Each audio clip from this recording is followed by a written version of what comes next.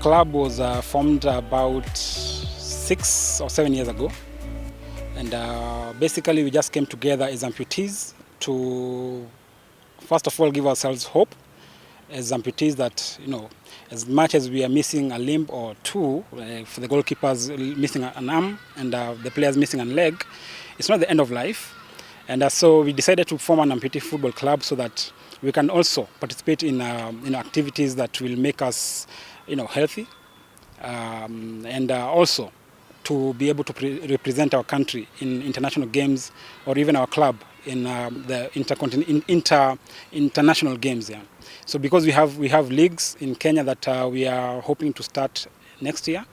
So basically the team is here to train for the Nairobi County as a club, and also to be able to give out players for the national team. As a club, we haven't achieved that much, but you know, we are the national champions. When we had a championship like 2-4 years ago, because not much has been happening locally. But internationally, we have participated in 2 World Cups, in 2014 in Mexico. It was our first World Cup. We didn't perform that, you know, that good. And the last World Cup was in 2018, where Kenya represented, you know, one of the African continents, apart from Angola and Nigeria. And we performed very well. We are number 12 in the world. And you know, we also have about 4 international players now playing in Turkey from Kenya. So we've achieved that much in that short time. I was the first player to play internationally. And when I went to Turkey, I went through a program which was run by our former coach, who is also Turkish. And I mean, after me going there, it was easy for me to learn how to go about contracts and how to negotiate for myself. And that's when I also tried to recruit other players from here. And you know, I'm just like, I'm guiding them through everything now, on how to sign their contracts and how to bargain on their contracts, and just to make sure that they are getting a better bargain. If I compare the amputee football, let me start with comparing it with the other Paralympic sports. I would rate it 9 out of 10. Like, it's one of the serious sports that's seriously growing. I mean, in a very high rate. Comparing, you know, just imagining that we started this game some 10 years ago, and we've played in the last 2 World Cups, and we are now going for the Cup of Nations. It means that the sport is growing tremendously. And I think it is gaining the awareness that it deserves, because we actually hosted the Cup of Nations in 2013 here in Nairobi, and we had fans in the stands, and it was a big achievement for Kenya. So now going to the second Cup of Nations, I think the sport is growing in a very fast rate, and in the next 5 years, I think Kenya should be maybe a world champion or an African champion. Wanashilia manani huko, hakuna yani kama huko games disabled na non-disabled siko the same, funding wanapatiana the same, hakuna ati ubaguzi ama nini. Tuseme funding ni siko more, and ile exposure iko juu kuliko ukikombea na Kenya. Ndio unapata huko ligi inalipa, unapata huko walemavu wetu huko Kenya bado wana hustle. The rules of this game is not very different from the normal football, because it's also football, just like the other football. So the only difference is it's not an 11-a-side game, it's a 7-a-side, where we have 6 infield players who are playing on one leg, and 1 goalkeeper who has to have one arm. So everybody in the field have to have a disadvantage on them. So even if you have a limb which is extensional, it's not supposed to be touching the ground when you're playing. So you have to be an amputee to be able to play this game. The other difference is our goalkeepers are not allowed to leave the 18 area. So if you leave the area when the ball is on play, it's a penalty to the opponents, and you get a red card. Also, we're not supposed to touch the ball with the crutches. It's called, you know, it's a handball, because it's an extension of your arm. So those are the few rules. Also, our pitch is smaller than the normal pitch. We have a 60 by 70 meter pitch. So those are just the few basic differences. Also another one, we don't have offside in the game. So a player can stay as long as they want in your D area and wait for the pass and score a goal. We play 25 minutes each half, plus extra minutes, maybe 3 minutes per half. So around roughly 60 minutes for the whole match. Nilianza kucheza 2018 wakati nilikutana na mmoja wetu ambaye anacheza hapa, nikiwa nimeenda shughuli ya kutafuta crutches kule APDK. Akanielezea kuna watu wanacheza ball wakiwa na mguu mmoja. Mara ya kwanza nilishangaa juu sikuwaiona, but nilitake time nikaja hapa nikawa join. Ilinifurahisha sana. Kwa mara ya kwanza sikuwa najua kucheza poa, sikuwa najua kumove na crutches, but with time sasa nime catch up kwa sababu tumecheza tournament kadhaa. Tuko pia na professionals hapa, watu wenye wanacheza mpaka nje. Sasa wanatupatia motisha sana. Manake ukiona vile wanacheza na wewe pia mtu kama mimi niko kama hao, natamani sana pia mimi nicheze kama hao. Kwa hivyo sasa hii mimi natia bidii sana. Na najua hapo mbeleni pia mimi nitakuwa niko sawa. Na naweza kurepresent country yangu to the fullest. Nimeanza huu mchezo kucheza kama professional from 2011. Nacheza kama striker. Nilianza kucheza hii mchezo 2014 professional huko Turkey na nikaachana nayo 2016.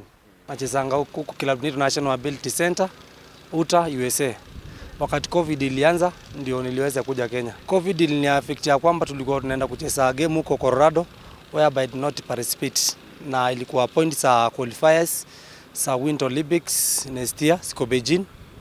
Hata bado saizi nacheza football, pia nafanya mazoezi na nafanya body structure pia na njiprepare bado kwenda more qualifiers za Winter Games. Kwa sasa najaribu kufanyisha attacking. Kwa attack vile wanaweza attack hizo ball, vile wanaweza ku defense na vile wanaweza kuscore. Hiyo ndio sasa kitu na work nayo sana. Okay, kwa sasa kuna wale ma players wazuri. Na inategemea na vile umecheza ball. Unajua wengi wamecheza hii ball. Kuna mwingine labda alikuwa anachezanga ball akiwa na mguu zote na ikakuja akapatikana labda ni accident ama alizaliwa hivyo. So unaona kitu kama hiyo inakuwa ngumu. Sasa unajaribu kumspot touch yake ile vile anapiga hiyo touch, unajua ni mchezaji. Kuna ule mwenye anaweza kuja, ule mwenye ameanza kuwa labda mbigi, kupiga hata pasi itakuwa ni ngumu sana kwake. So itakutake time sana kufanya nini? Kumtrainisha. So inabidi sasa uangalie kwa hao watu, inabidi tumpe morali afanye nini, atrain. Anatamani kucheza hiyo ball. So uweze kumweka nje ama uweze kumwachilia. Na yeye ni mchezaji amekuja anataka kujua hii ball. So unaona kitu kama hiyo sasa ndio iko na challenge kwangu. Lakini kuna wale wachezaji wazuri, unaangalia ni mchezaji mzuri anaweza piga pass, anaweza ka score, anaweza karudi na ka defense. Sasa hii wachezaji niko nao ni wale wazuri. Kuna wenye walikuwa wameenda nje sasa wamerudi. Kuna wale wenye walikuwa wameacha ball kidogo, hang boots lakini washarudi. So ready yao sasa, ready niko fit. Ni mazoezi tu kidogo. Kuna wale walikuwa wanajua labda control ball, ilikuwa shida kwao. So unaona wameanza kurudi. So hao ndio watatusaidia. Na imani ya kwamba mimi niliwaambia kitu moja, tutashinda. We have so many challenges at the moment, considering that we don't have sponsors, we are lacking resources, we are lacking crutches. As you can see, I was not training today because I gave my crutches to one of the players who didn't have crutches. We are lacking soccer boots, we are lacking uniforms. So we are lacking a lot at the moment, but we hope that as time goes by, we're going to have some people come on board as sponsors to be able to get us these facilities we need for the game, because it's not a very cheap game, because crutches are not cheap. We don't have footballs, we don't have shin guards, we don't have boots. Uniform is a problem, but we hope that with time things will change, and we hope to get some people coming on board to help us. Challenges always ni mob. Kwanza unaona mtu kama mimi unapata natoka mtaa mbali, niko na shughuli zangu pia 2-3 lazima nifanye, ndio sasa unapata lazima nipate time yangu poa ya kufanya mazoezi, na lazima pia nipate time yangu poa ya kuhustle maisha yangu ingine ya kawaida. Sasa unapata challenges, vitu kama crutches, mahali pa kuchezea ball kila saa, manake unapata most of the time hata nikitaka kufanya zoezi lazima tukue na siku yetu ya kuja hapa. Hakuna mahali pengine napata nafasi ya kufanya zoezi vizuri, manake hata nchi yetu naona mambo ya amputee football watu bado wachukulie maanani sana. Hata saa zingine huwa nikitaka kwenda kufanya zoezi na watu wenye wako sawa kule mtani wanashindwa, sasa huyu jamaa tutacheza naye mpira aje? Is he sure anataka kucheza mpira ama anatupima? Hasa unaona challenges kama hizo juu bado watu hawajakukubali. Wana feel ni kama maybe utaumia sana. Saa zingine wakicheza na wewe wanataka wakuhurumie, ni kama wewe ni mtu mgonjwa. Unaona?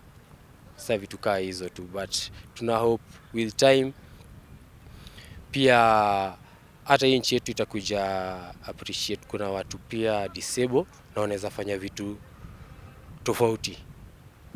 So mimi kwa upande yangu ni kutafuta mafans, unaona? Kitu kama hiyo hatuna mafans, ndio tunajaribu kutafuta masponsor, na mimi kwa support yangu ningependa labda government ingilie ndani.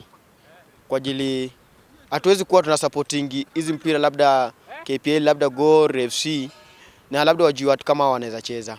Pia wanahitaji kucheza hii ball. Na ni kweli lazima wa support, tunaomba support kutoka kwao. Wakitusupport itakuwa ni vizuri. Kwa hiyo tusikuwe tunafuatilianga tu labda handball, volleyball, netball, labda mbio, na watu kama wako, unaona?